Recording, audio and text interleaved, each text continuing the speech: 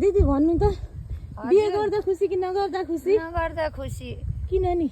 कसैको टचर सहन पनि परेन, लातको बात सहन पनि परेन, रातमा निदाउन पनि आरामसित आफ्नो जब भएदेखि आफ्नो आनन्द बस्न पाइयो। वर्षौँटा पारेर च्याउ म्याउ गर्नुभन्दा अर्काको जुठो कुकुरले खायो भन्दा यसै राम्रो। आनन्द एउटा बसेर एकल महिला सुखी जिन्दगी।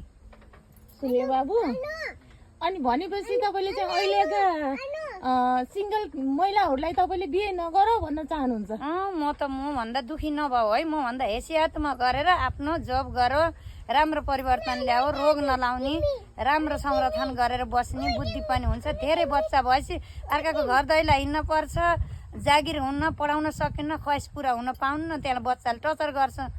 यो त मम्मी अगतिलो बा अगतिलो भन्छन्। आफ्नो जागिर नभएपछि हैसियत हुन्न, बच्चाहरूसित मुख लगाउन भएन।